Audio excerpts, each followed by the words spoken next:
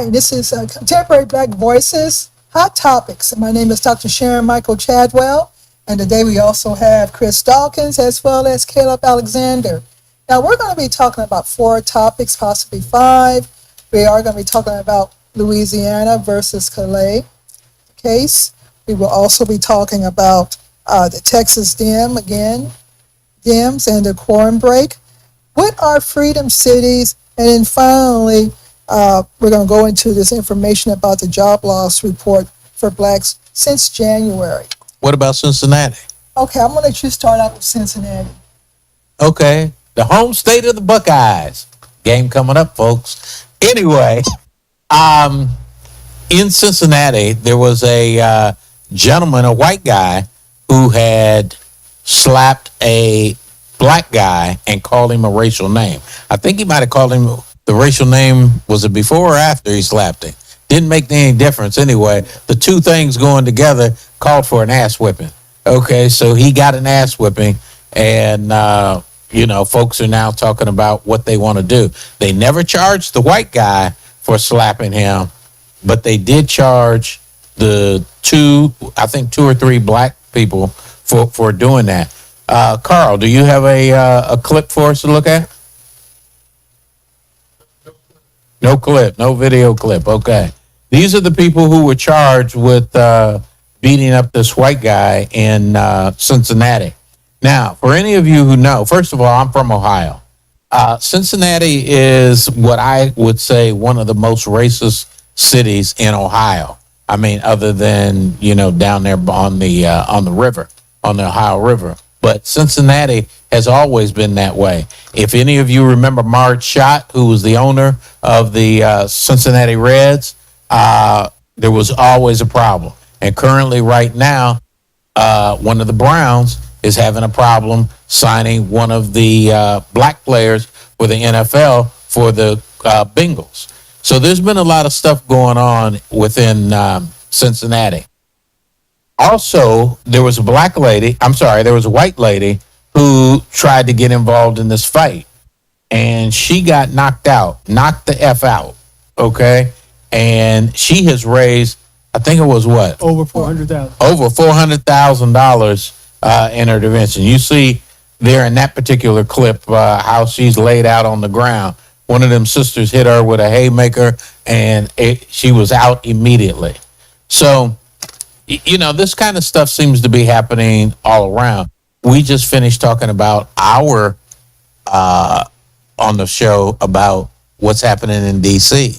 and with big balls, so this seems to be a trend. And for those of you who don't know who Big Balls is, his real name is Edward Coriston, and he worked with Elon Musk as part of Doge, the 19-year-old. And these are the guys who have been charged in the fight. That's the white guy who actually started everything. And he hasn't been charged. So, I don't know. No, I think that the atmosphere under this current president contributes to incidents like this. No question. You know what I mean? No question. So he's giving them the freedom to say things that they've always wanted to say or to do things that they've always wanted to do. And so I think that they live in this alternative universe of right. Fox News right. and all these other media outlets. And they think that they can go out and say things, They don't have Secret Service protection like he does. And they need to understand that. But they think that they can go out and say things and do things and without repercussion. These people live in a fantasy world of privilege. Or they think they do still live in a world of white privilege where they can interject themselves into black spaces and still try to control the situation. And they've been finding out more and more that that's not the case. So this guy who started the whole thing by slapping a black man and then calling him the N-word, I guess apparently he thinks that he lives in a world where there's no repercussions for doing that. Right. You know what I mean? And so if you put your hands on somebody, you can expect your hands to be put back on you. And I think the gentleman he slapped was an older gentleman. And that's why thus you had the intervention of a lot of younger black folks. And so I don't fault them. You protect the elder. And one of And the, I think that's what he needs to learn. I think all of them need to learn that too. You put your hands on one of our elders, you're gonna have consequences. and on one of the videos, someone white was coming across the street talking about he's 62 years old. I saw that. He's Right. I heard 62 that. years old. Right. Yeah, but that 62 years old slapped somebody and then dropped the N-word to a man, to a black man. Right. To It's an older kinda, black man. You know, you went too far. Yeah. So, And then the woman, Loda, right? She interjected herself Right. into the situation. That's right? when she got decked. And that's when she got dick, right? Yeah. So again, these people operate from a place of privilege, right? I agree with So you. you insert yourself into a situation where you shouldn't have inserted yourself into, and you had to deal with those consequences. And to prove what you're saying, I mean, the black folks have been arrested. No charges brought against the white guy. Against the white guy, right? So I mean, yeah, but you know, it's just my thing is this though. You know what? White women live in a place in this society where they think that they can interject themselves, where they think they operate from a place of privilege, thinking a white woman tears are gold. You know what I mean? And so it's a wake up call. You know what I mean? That look, you operate in a society that protects you, that puts you on a pedestal. You know what I mean? But a lot of that stuff, it doesn't go in the hood. You know what I mean? It doesn't go in the hood. So you to us, you Karen, and you're symbolic of all the troubles, and because you weaponize your white woman racism You know, one of the other against things. black men all the time. One of the other things that you said in the hood, but I think this club where they were at was not in the hood. So when you, but when you say something that is racially or motivated, then that's when a lot of our instincts just kick in. And you don't want our instincts to kick in. Right. Because when our instincts kick in, that's when some stuff's gonna happen. I mean, and there's a lot of frustration. Right. You know what I mean? We see you, and we see you as being you part of the system that's been oppressing us. Right. You part of our frustration. You part of people who are attacking DEI. You part of the people who are costing us jobs. Who are the reason the police are able to operate in the manner that they're operating in now. You know what I mean? And we see your support for a racist administration. We see all of that frustration, and then you go top it off by using the N-word. Yeah. You know what I mean? And so you can't say that was not justified, because you did the blow first, expecting no consequences, right? Right. And you got consequences, Right. and now you can't sit there and fake and moan and cry or whatever, and then the same with the white woman, you can't interject yourself in the situation, and then all of a sudden, you know, your white woman tears kick in and whatever. But you still see it in this country. This woman has raised over $400,000, right? Right. Again, she tried to weaponize her white womanhood, Right. and think that her voice is gonna stop the situation, Right. You know what I mean? And I could just hear a little plantation, even though she's Ohio, I could just hear it coming out in a little plantation drawl. Right. Like y'all need to stop. You know, no, it doesn't work like that. But let me say this: you folks keep an eye on what's going on in Cincinnati, and keep us informed. Comment and let us know what you think, and we'll go to the next subject. all right. So October 15th is when the Supreme Court will be listening to the case of Louisiana versus Calais.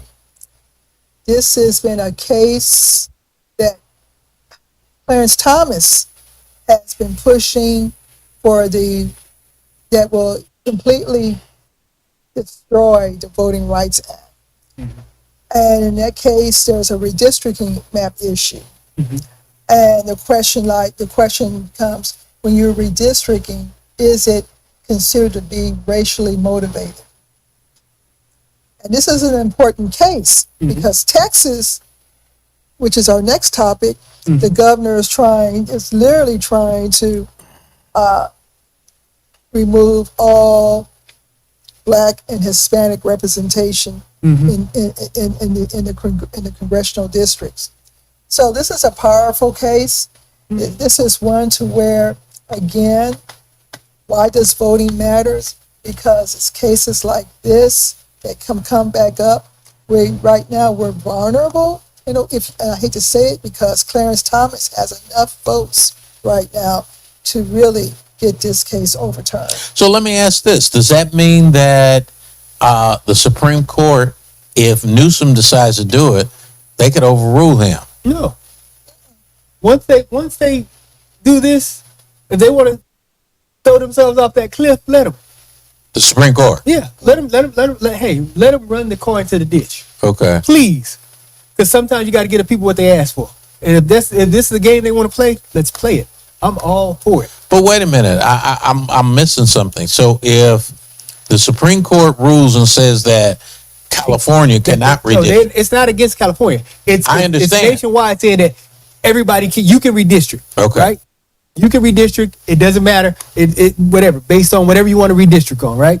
That's fine. Let Texas redistrict. But also, we're going to laugh and smile when California does it. I got it. When Pennsylvania does it. When New York does it. When New Jersey does it. You know what I mean? Let's play the game.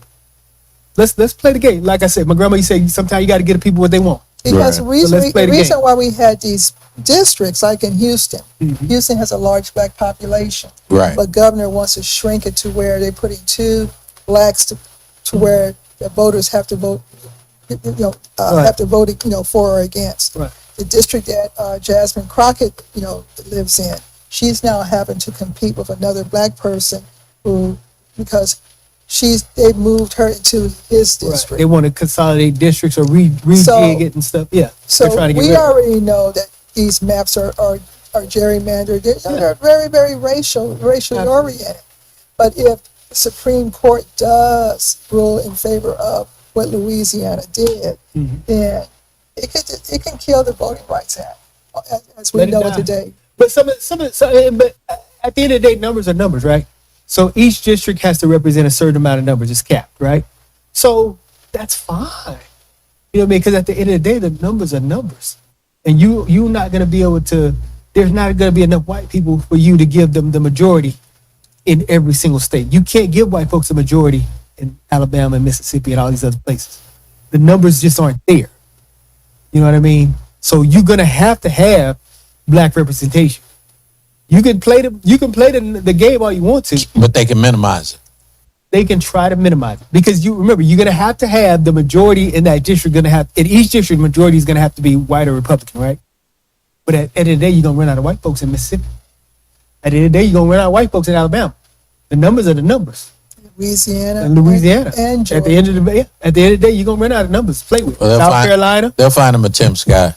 But you know what I mean? So no, I'm all for it. Let's play the game. Don't be afraid to play the game. You know what I mean? They keep threatening us. Don't threaten me with a good time. You know what I mean? Don't threaten me with it. Let's play it. Let's play it. But the sad thing is that if they say if it's not illegal, then you have those communities who can't vote for the people they want to vote for. Yeah, for right now, until the weight of California kicks in on the national stage, until the weight of Pennsylvania kicks back in and New Jersey and New York kicks in, and then the laws come back saying, hey, look, this is the law of the land, period. So we don't care what you voted for in Texas, federal law trumps state law. So let's play the game so we can get control of DC, and then we can reinstate the Voting Rights Act permanently. So let's play the game. I'm all for it. So talking about redistricting, did some of our folks come back home? The DEMS? I don't know if they're back yet, right? I know you guys are in touch with Representative Josie? Yeah, Garcia, I haven't right? heard back from Pharaoh. Farrell this week. Well, what I'm really trying to do is not call them as much because I don't know. Their phones are probably tapped. We already figured that. But trying to give them a little cushion to where when they do come back in, when they do reach back out, then I can give you more information. But our girl, Jolanda Jones up in Houston, she's saying she's staying out. She said she's 10 toes down, as she says. It says her folks in Houston said, stay where you are. Okay. Stay where you are. I'm sure that Jolanda I'm sure Josie. I'm sure that a lot of these representatives have got some backing to help them. I know I kicked in some money to help them out. But and I was looking at the agenda for, because did a special, really redid, order another special session looking as of for yesterday. Right. And there was nothing about the redistricting maps, but that means that there's a trap in there. Yeah, because once they get here and get in, yeah, they can always amend or bring it up. Change the agenda. They can always, So definitely. We know what these people are up to. And I know these folks are missing their family. Going back to Jolanda, I'm in San Antonio. She's in Houston. I did meet her. But she says, I'm a first-time grandmother. I can't see my grandbaby. That hurts when you can't see your family members. But again, she was saying, I got to do this for my children and their children and children's children. So you guys hang tight out there. We got you 10 toes down. Yeah, I think a lot of people don't understand the salary of a state representative, and it is not. It's nothing, and like about $6,000 a year or something. And a lot of these folks, they can't afford to be away, and they can't afford the cost of motel and food, and even some of them who have taken a couple of staff members with them can't afford. You know what I mean? And so it's an enormous sacrifice. It's an enormous financial sacrifice, financial burden, in addition to being a emotional and social burden on their families and the separation. Because their families are being targeted here or wherever. Yeah, I mean, it is. It's a tremendous sacrifice, tremendous burden. And so if you can support them, please support them. And in whatever way possible, even if you can't help financially, what other ways that any other ways that you can support them, please do so. All right, the next topic I want to talk about are freedom cities. Carl, do you have that presentation ready? Okay, I'm going to have to do some reading then. And the reason why I want to talk about these freedom cities is also in the context of what's happening in D.C. Okay? So, what are freedom cities? These are built from scratch on federal land, primarily in the American West. And their purpose is to address housing shortages, promote technological advancement, and offer new opportunities for home ownership.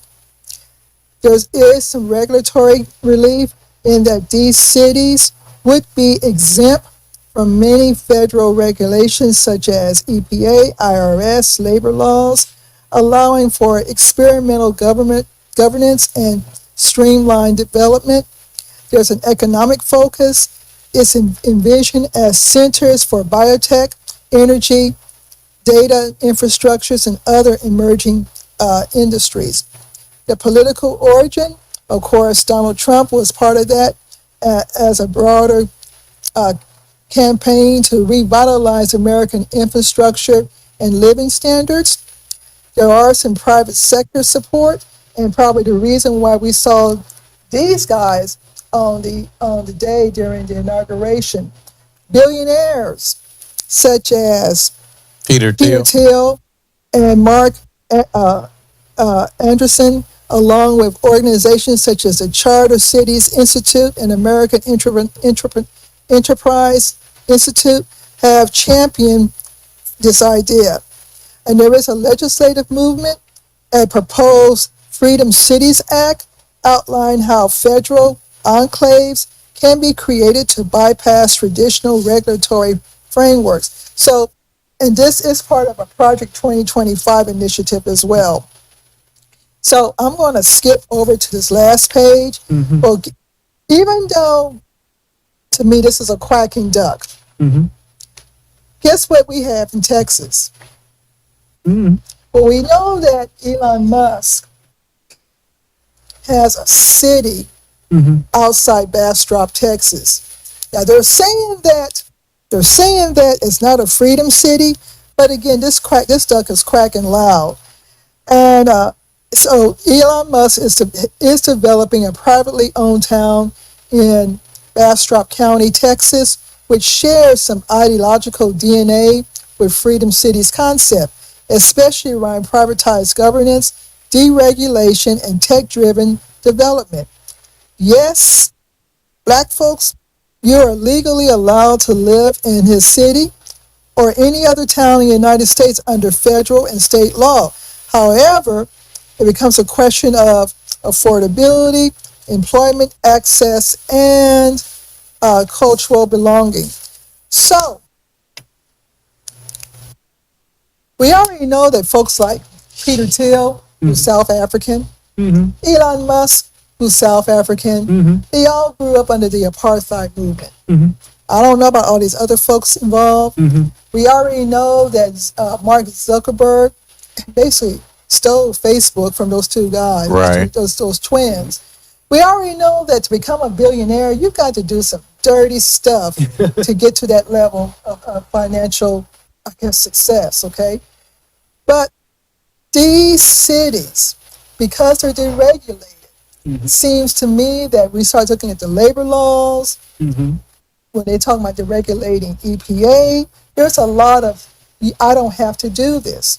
So for Black folks who are thinking that they can move into these communities, I would be very, very surprised to find one.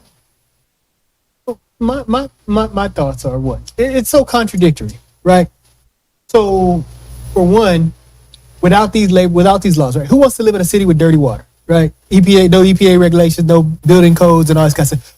Are these houses going to be shabby houses? Who wants to live in a shabby house that's falling apart with bad water, bad air, horrible, right? Freedom City. That's one. The other thing is, if these cities are going to be cities that are built to attract industrial development, right? So they're going to be high-tech cities, right? So in order to attract high-tech workers and bioscience and engineers, they can't be shabby houses, right? Right. They're So gonna be you're going to have to come in and build some Right. really nice, really expensive Right. houses, right? Right. In order to attract this kind Right. of talent. Right. Okay. Hence where you know, I'm with you. it's Right. affordability. Keep going. Right. So that means the people that you're going to attract are going to be scientists, engineers, you know what I mean, just computer scientists, bioscientists, bioengineers, physicists, in order to build these kind of high-tech hubs, right? Is what they're going for. And same thing that they did in China, these high-tech hubs, whatever. So that again, but you initially said this was to solve homelessness. Housing I don't know many- shortages. I don't- Housing shortages. I don't know many homeless or what who are bioengineers and scientists and computer engineers. I you know what I mean? And so a lot of times homelessness is a it goes hand in hand with a lot of let's change the mental language. issues. Address the housing shortage that white folks may be experiencing. Is there a housing shortage for a Google engineer that makes $750,000 a year? Let's be honest. Is there a housing shortage for an engineer at Tesla, or is there a housing shortage for a bioengineer that works for Pfizer?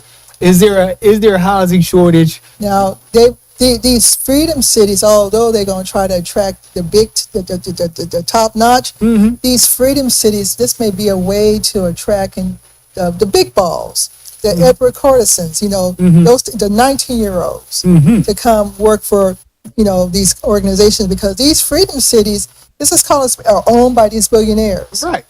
They're owned by these billionaires. Right. And again, and this is nothing new, right? Because the beginning throughout the history of this country, right? As soon as you had industrialization, you had billionaires that basically owned and ran the towns, right?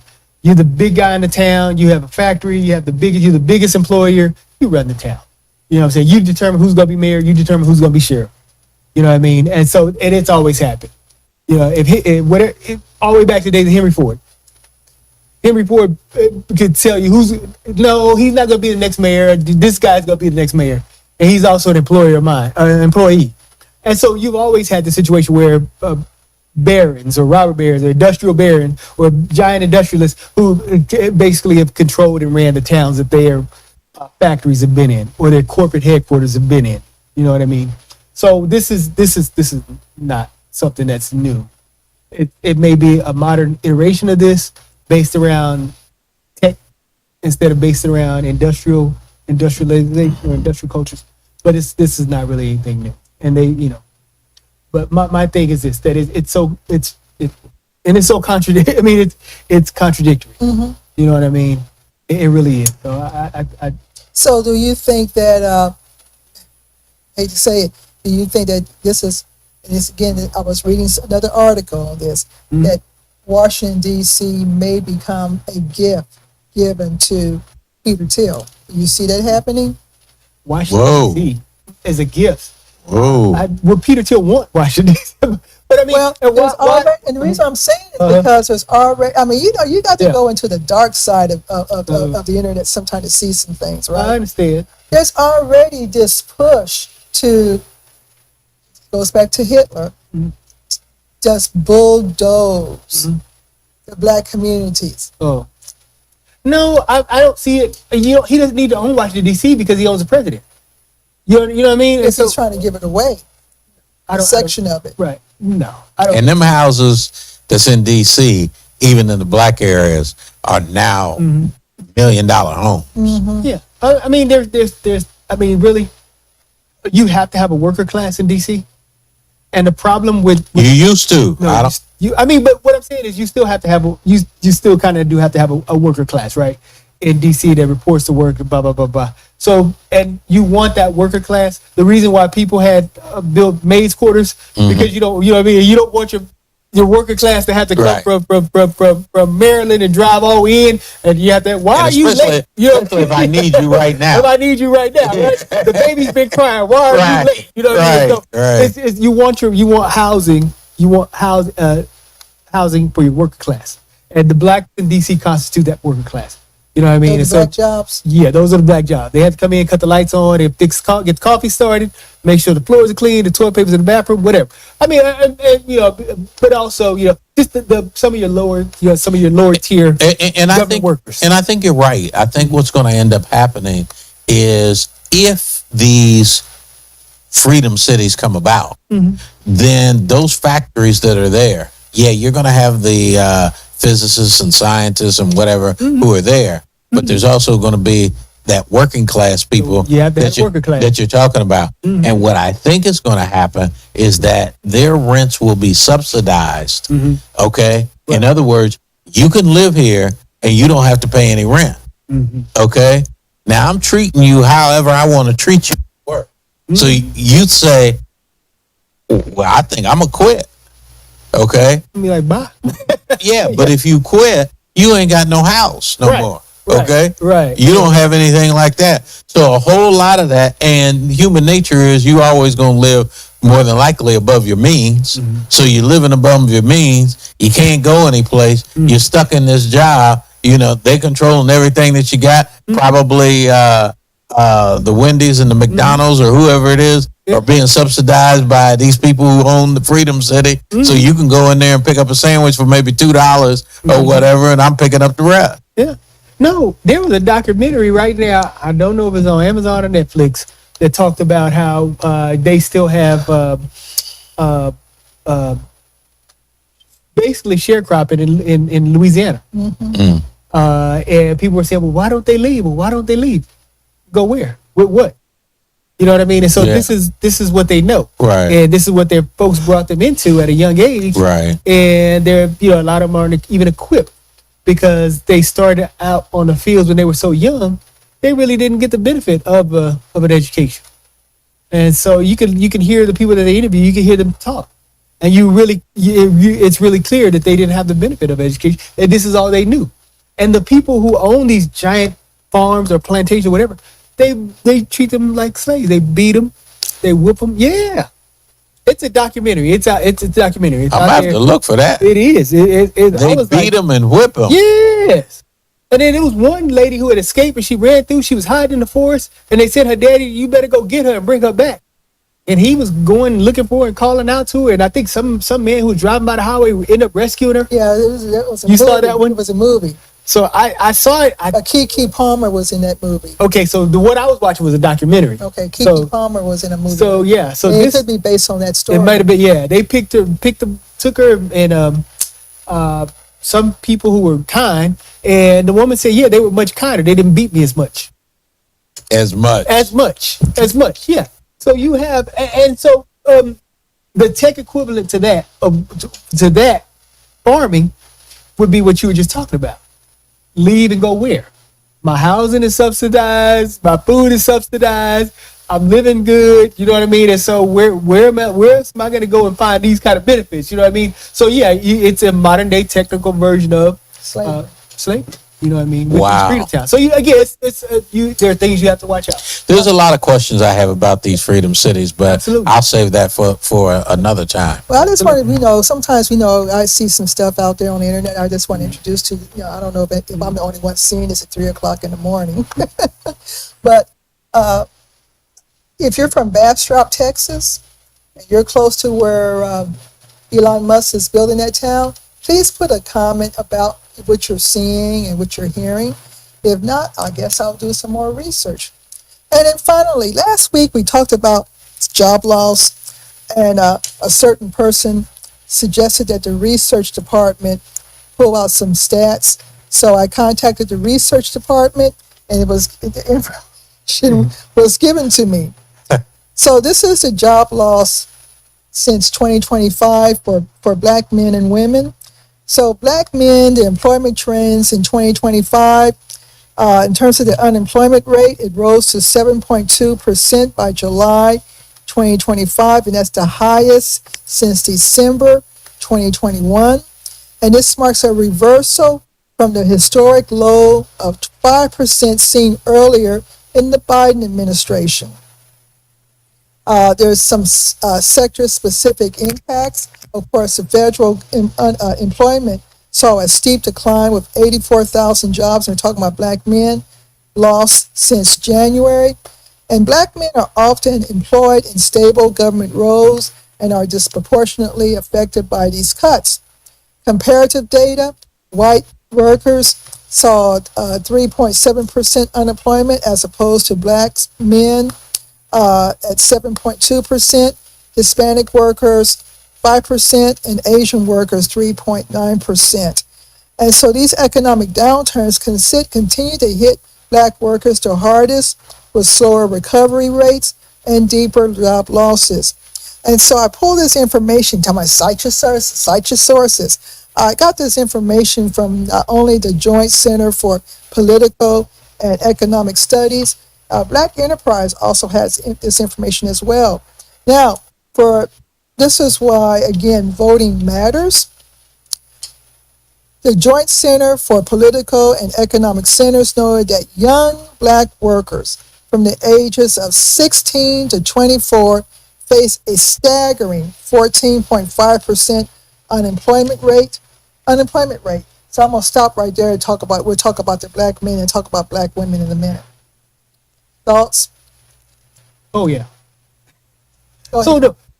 my thing is this. So the job loss is tremendous, of course. They say when America catches the cold, Black folks catch the flu, right? Mm. And so we, of course, are being affected more than anybody else, right? By his policies, right? And anytime he doesn't instead of him moving the country in a different direction or changing some of his policies or tweaking, he fires the people who make the reports, right? And so if I don't like to hear what you telling me that I'm doing wrong, you're fired. You know what I mean? So this is my point, is that it's going to continue, and this is going to get worse. What do you tell your son who just graduated from high school? Get off the Xbox. but I tell him he has to go to school, because I still believe that education is the way to upward mobility. Education cushions a lot of this, because the more educated you are, the more opportunities you have, the more, a lot of times when you have a degree or an advanced degree, people are not looking for what your degree is in. They're looking to know that you can stick with it, that you can accomplish things. They're looking for leadership, team leadership, And so those are the traits and skills of someone who is stuck to a Stick to it, degree yes. and persevered and continue to get. They want to know that you continue, that you're someone who values continued education, that you're trainable. And so having that degree shows all those that skill set that they're looking for. But my thing about this is that this is going to get worse. And the reason it's going to get worse is because the policies are not changing. They are bilking this country. They're robbing this country's wealth. They are this whole tariffs policy, right? Mm-hmm. Okay. He tells all his buddies, I'm going to place tariffs on the majority of countries in the world. So all of his buddies, they sell their stocks. He places the tariffs, the stock market drops down, Everybody goes buys it. and then they've already got their money out, right? Right. At the high. Right. But they Once buy it the on stock market- sale. Yeah, the stock market drops. He So- says, "Hey, I'm gonna lift the tariffs." They go and buy low. Right. He lifts the tariffs. Right. Stock market shoots up. Right. He tells them, "Hey, man, tariffs on again." Right. They sell high again, Right. pocket tons of profit, Right. and then he puts the tariffs. Stock market goes down again. Right. I agree. Hey, man, I'm gonna lift the tariffs. They buy again low. I mean, they're extracting a tremendous amount of wealth from this country, and it's unsustainable. How this affects us is because a lot of black folks have their money into pensions that are invested in the marketplace. Right. They're stealing our wealth Right.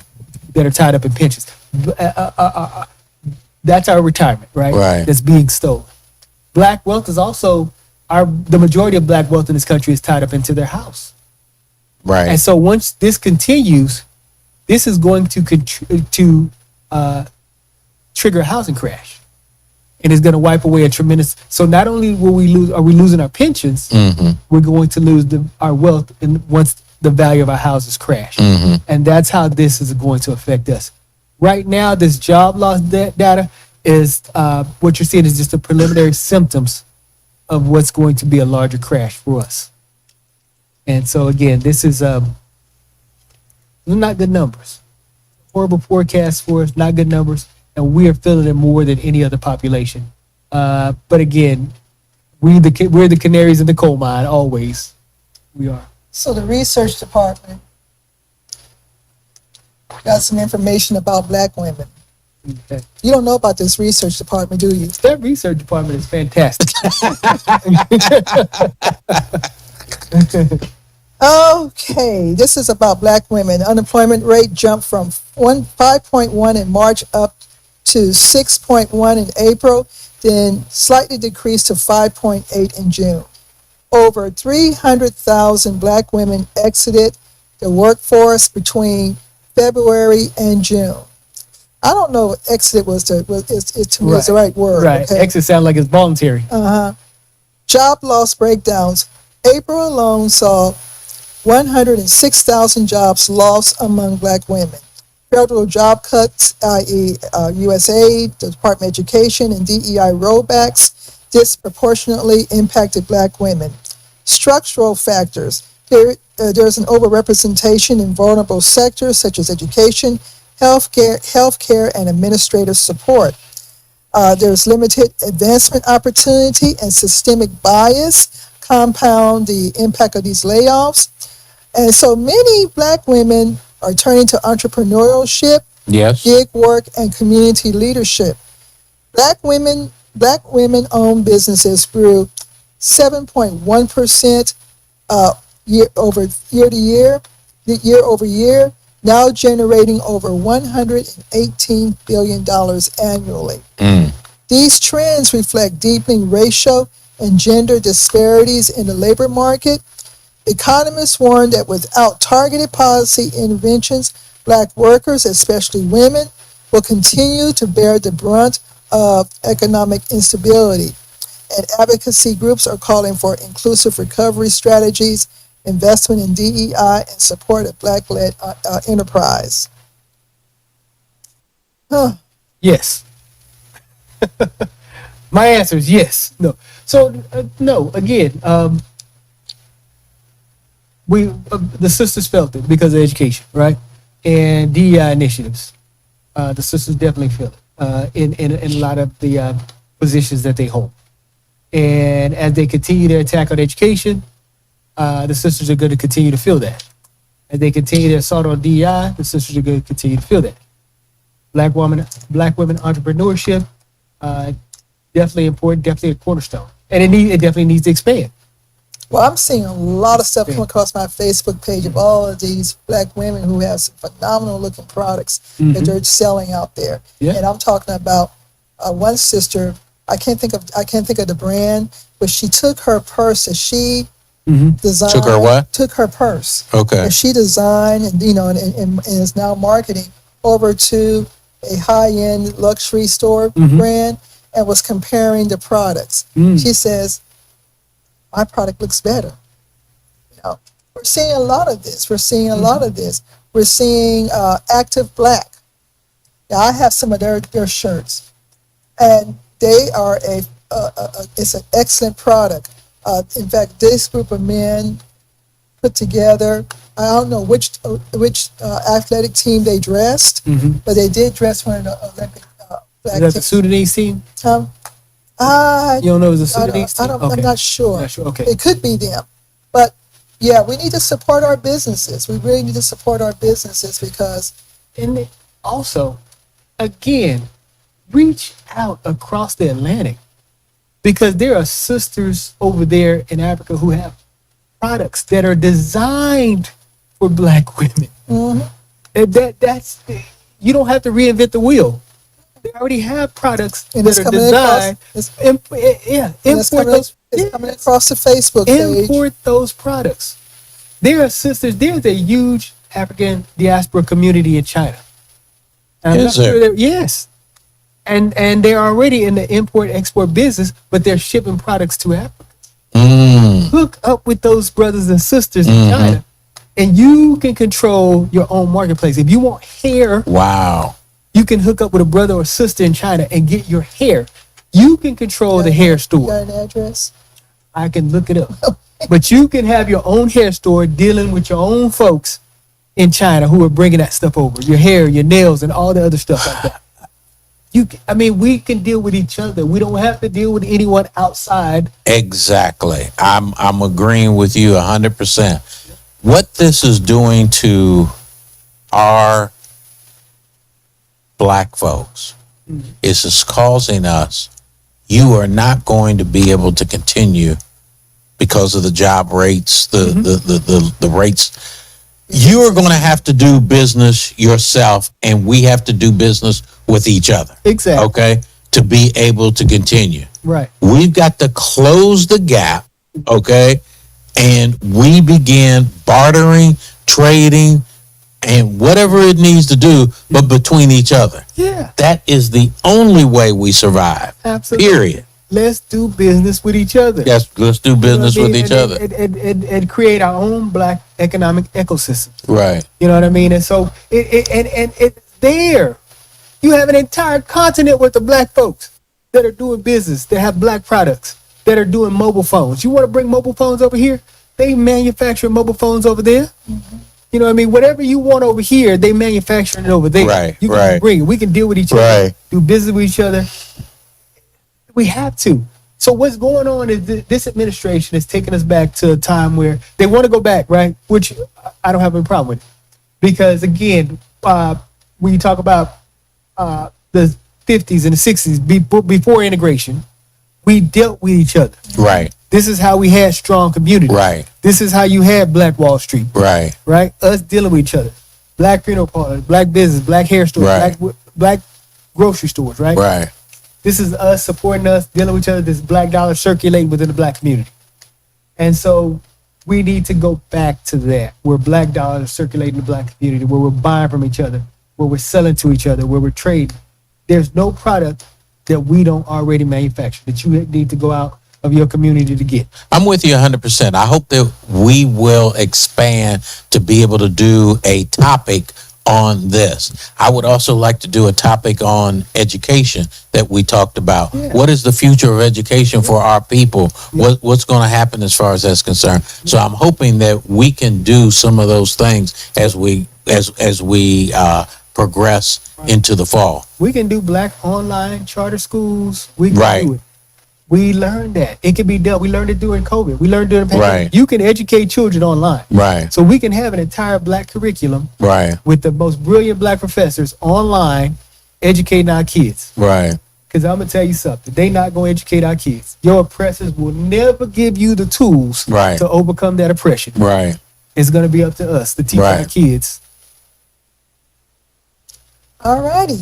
We've had some interesting topics. I hope you guys in the community have learned a lot from these discussions. As we like to say, first of all, before we sign off, I want to thank Carl Booker, who is the producer of our show.